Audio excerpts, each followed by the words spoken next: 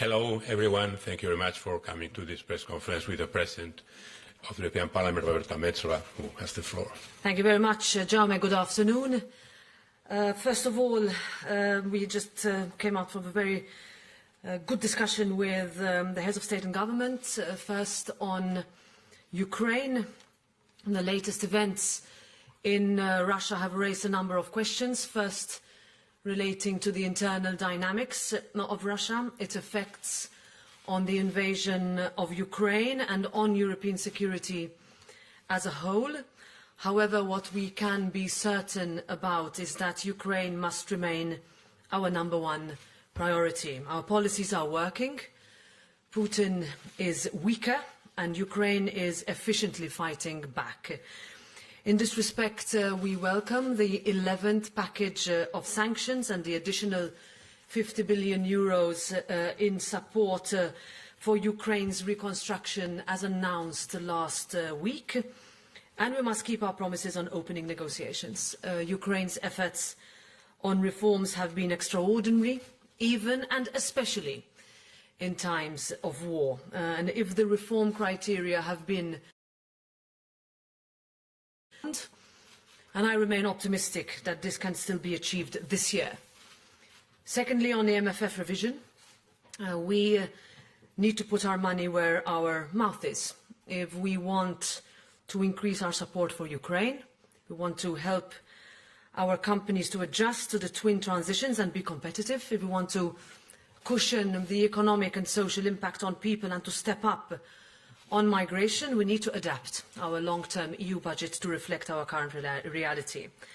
On top of this, we have loans that need to be repaid, now with much higher interest rates, and this is eating into the EU budget. And the European Parliament has been consistent in saying that this should be resolved by moving ahead with new own resources. On all this, the European Parliament will be a responsible partner. A lot will fall on the Council. Some of these decisions will require unanimity. So there will be a question of whether there is political will or not. Finally, on the upcoming elections, there are still 177 files open on the table, legislative. Not all equally urgent, but one particularly urgent is the migration files. Migration cannot be instrumentalized. We owe it to our citizens to find an agreement before the election. We need to find a way forward that is just and humane with those in need of protection, that is fair and firm with those who are not eligible, and with the latest tragedies in mind, particularly strong with traffickers preying off the most vulnerable people on our planet. These were the 3 points that the discussion mostly focused on, so I'm ready to take your questions now. Thank you very much. Yes, please, Ian. No, you need to take, okay, try with this microphone. Thank you very much. Ian Johnson, the Financial Times. Just a question on the nature restoration law. The EPP summit statement says that the group wants a regulatory pause which takes absorption capacity into account. I understand those in the room supported this. You're a member of this grouping. What's your view on that? And what does this also mean for President von der Leyen, who's also a member of the EPP grouping? So I'm here as President of the European Parliament, and I can answer you also as I have had a lot of discussions with the Prime Ministers on this. You saw what happened in the Parliament. There was a rejection in the Agri Committee, there was then a rejection in the Fisheries Committee, and this week a 44 to 44 member rejection in the Environmental Committee. The vote will now be put on the plenary agenda. It remains to be seen exactly which date it will be. But if you ask me, this is democracy in action. There is a position of the Parliament by the plenary vote the week after next. Thank you. Laura, at the end of the room. Yes, please. Hi, Madam President, Laura Zornoza for EFE. I have, here in the back, I have a question on the European electoral reform that's been proposed by the Parliament and the new proposed composition of the Parliament that has received a cold reception from the General Affairs Ministers on Tuesday. I was wondering if you brought it up with the leaders today, what kind of feeling did you get from them, and if you're optimistic that both files could be in place for the next elections? Thank you. Well, thank you for this question. I mentioned a few things. First of all, I asked Prime Ministers to have a think on going into the next mandate on how we treat the discussion on European elections in general, starting from the date which was set for the first direct elections to the European Parliament in 1979, going to an electoral law, not only one that is remaining from the last mandate, not only a request by this Parliament for a convention to be triggered, also on the electoral law reform, and finally on the composition of the European Parliament. On the composition of the European Parliament, this is an area where the European Parliament has legislative initiative, and therefore our report was communicated to the Council. You are correct in saying that the first discussions were not conclusive, I would say, but a decision has to be taken on the composition of the Parliament. We would ask also for heads of state and government to look really into what they would like to see from a European Union that can really boast, if I can use this word with responsibility, of the unprecedented unity and the unprecedented competence it has found in the past 4 years. By next year, 5 years, first on the pandemic, and since the 24th of February of last year, since the war started. On that, I made a very clear statement to the Prime Ministers and Presidents that if we are expecting, as we are, day after day, enlargement countries or countries that have applied for membership or are on the path to becoming candidate countries, expecting them to reform, then we need to be ready to reform ourselves. And it is within that context that I closed my debate with the Prime Ministers, with asking them to reflect and asking them to come back with a response on the composition of the Parliament as soon as possible. Because if numbers of seats need to be added in certain countries, then this would also mean a change of the national electoral laws, and that requires time and planning by both state and political authorities. Yes, please.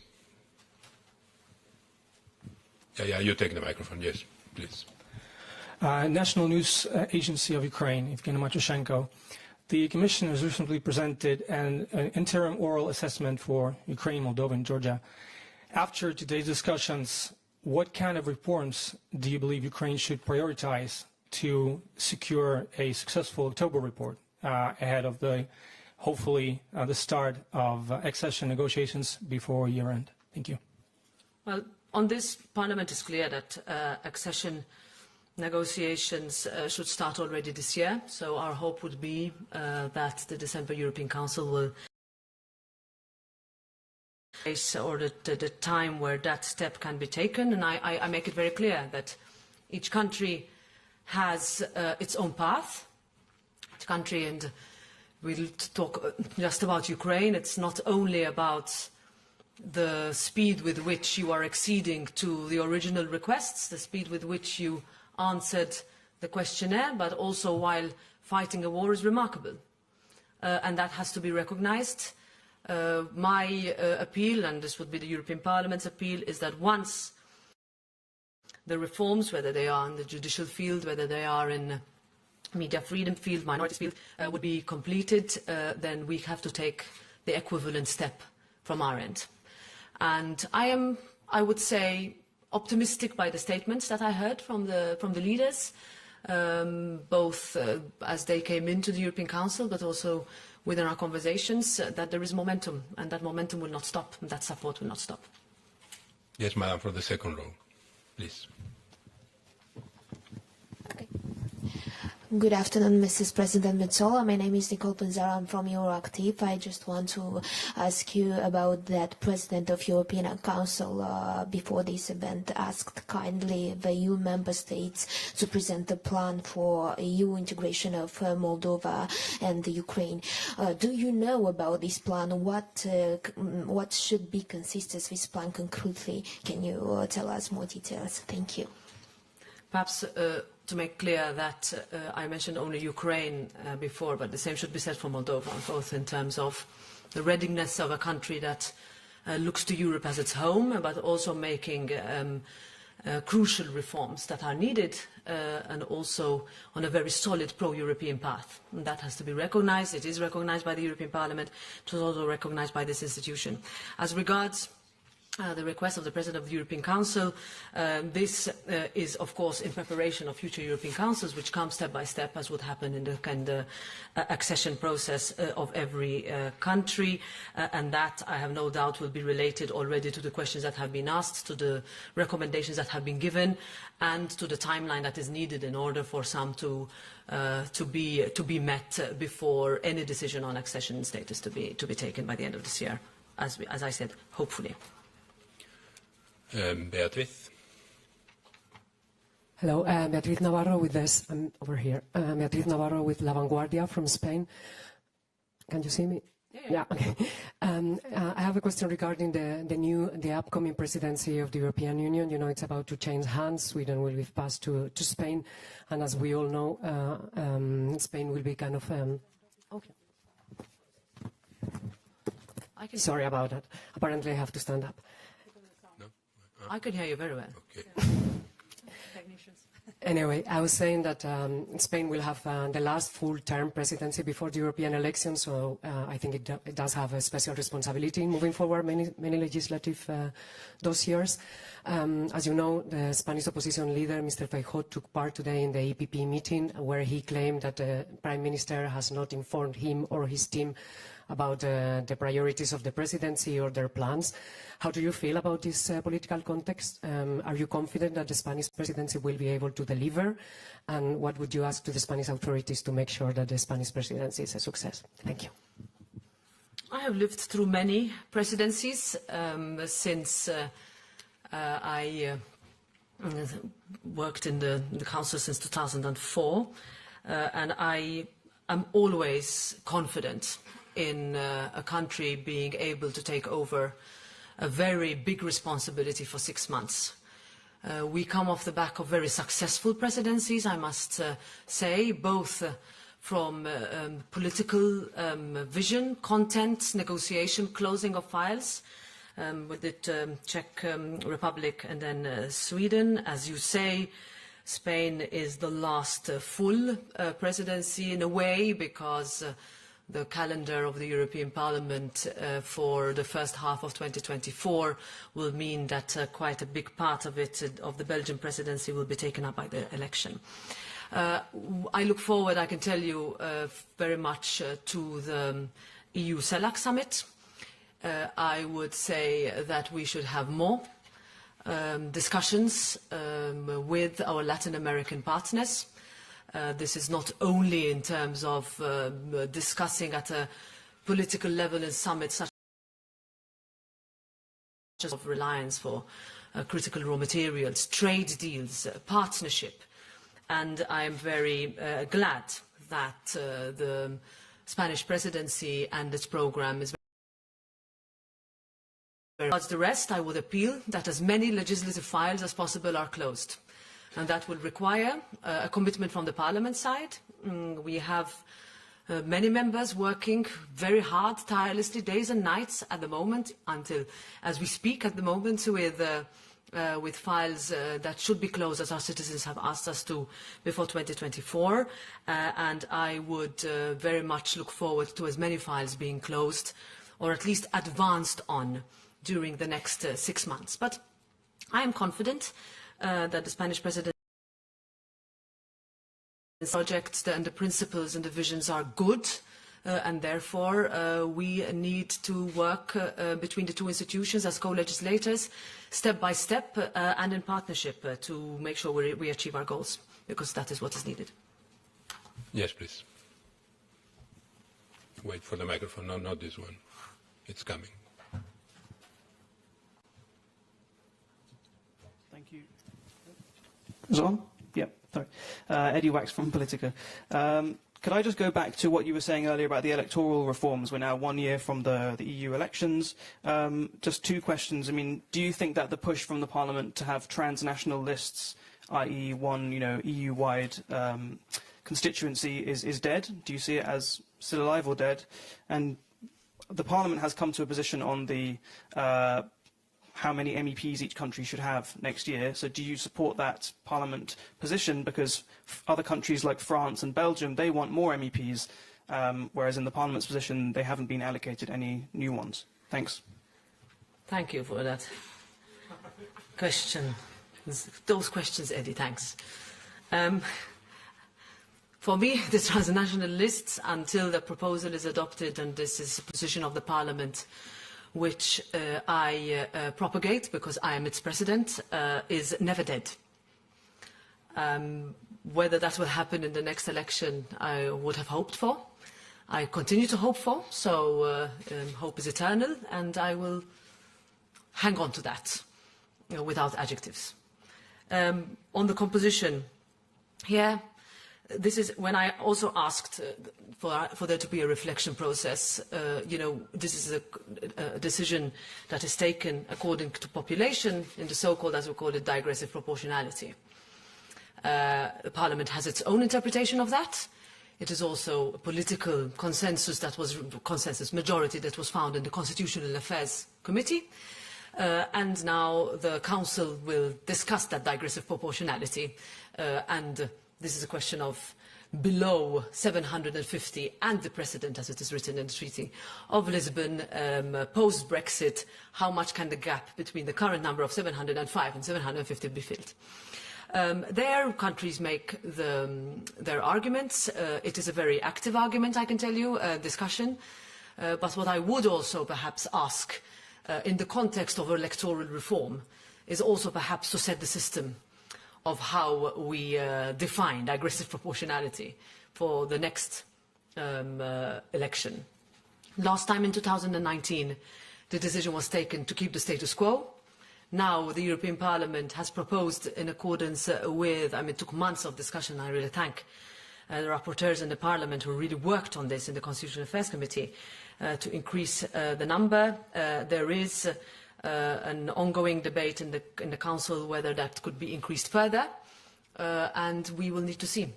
But as I said, this is a question where the Parliament has a legislative initiative, which means that our proposal went the other way, so we're waiting for the Council to come back with a reply. First discussion didn't result in a resolution, but we're hoping that the next one will. Okay, and the last two questions here, you first, please. Thank you very much. I think it works, yeah. Leila Mossadegh from Media Latitude and Brussels Morning. I would like to ask about the immigrants and refugees that we saw the tragedy that happened not only last time, but it's like regularly every week. That's not the end. When they are arriving also in the European countries, the refugees are facing with violence. If I give the example of the Bulgaria, the city that called Burgas and the area which is the immigrant, call that area 79. And they are facing with violence and missing on that area when they are contacting with the family of the government of Bulgaria. They are not giving response. More than 15 Afghans and Iranians are missing on that area. My question is, where is the human right in the European country when the immigrants arrive in the European countries? Is there any way to accelerate the procedure of the evacuation for the refugees that they are in the second country? Thank you. Thank you for this question. It's a decades-old question, and one that we have not resolved. When I first entered the Parliament in 2003, we You will remember 10 years ago that the Mediterranean was called the biggest cemetery. We are now in 2023. We are commemorating, I would say, this very sad tragedy where we continue to see hundreds and hundreds of lives lost in our seas. And our point of departure, whenever we discuss migration, beyond everything else, whenever, is that no man, woman or child should die in our waters trying to reach Europe. That has to be the absolute point that we never forget when we talk about numbers, because we tend to become desensitized when the numbers get bigger, actually. On the specific issue that you raised, I would remind and recall that the Frontex regulation, and actually this was because of the European Parliament insistence, that we created a fundamental rights office with a number of fundamental rights monitors and officers. This was done with a memorandum of understanding between the Fundamental Rights Agency and the Frontex agency to be deployed at border crossings in order to make sure that human rights are protected. Is it always easy? No, it's not. Is it easier on land or at sea? Neither. Both are extremely difficult circumstances. What we seek to do in the Migration Pact, which is why we welcome the fact that it was finally unblocked after 7 years of being blocked here, is that the current pact has, first of all, looks at the procedures. That's why we call it border procedure. What does it mean? How to determine the status of an applicant, how to balance the security aspects. That's why Eurodac was so important, for example, and its adoption in December, with the asylum and solidarity aspect. For many years, we looked at the security and asylum aspect as though they were separate. The pact doesn't, which is why we have been insisting for so long that we tackle all the files together. We have to think about situations where you have an immediate influx. We have to welcome the fact that the Temporary Protection Directive was triggered after decades of non-use with the refugees from Ukraine, which the European Union was extremely, and here I thank all the member states in showing so much solidarity. But on this, we also have to have a pact that works when we discuss the external dimension. How do we negotiate with third-party countries? How do we become more efficient with returns? The rate of returns today is lower than it was 5 years ago. Our policy cannot be comprehensive if it does not bring all these together. And what I would ask is, and this is what we will do in the Parliament, positions of the Parliament and the Council still have a long way to go, but what I reassure the Prime Ministers today is that we have excellent negotiators for all the individual files, which will answer your questions and which will then be in a position where we can really deploy people first quickly, but also make sure the procedures are followed. So if we had met 2 weeks ago, I would have said I am afraid that the situation will not be unblocked, but here I'm grateful to the Swedish presidency and the member states that came on board, and I hope that we can deliver real answers and tangible answers to our citizens, because that's what they want from us. And for the last one question, please take that mic. Thank you very much. Good afternoon. I'm David Pasov from Czech Republic, Euractiv.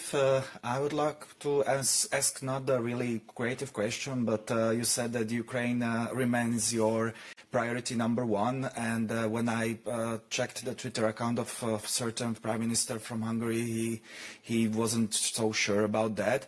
You said you were speaking with all the leaders. Maybe you spoke with him. Can you say some remarks about this? And maybe your position for the next couple of months when we will see the Hungarian Hungarian presidency. Thank you very much. When we, month after month, every European Council that I participate in and meetings that I hold, I always wonder whether we can reach the next decision by unanimity. But month after month, we are proven right that unity still stands. and of which would have been possible if member states had blocked. And the European Parliament will continue to insist on rule of law reforms, on protection of rights, protection of minorities, and it will insist on this not because it wants to punish the population of one country or another, but rather because that's what the European Parliament, the European Union should stand for.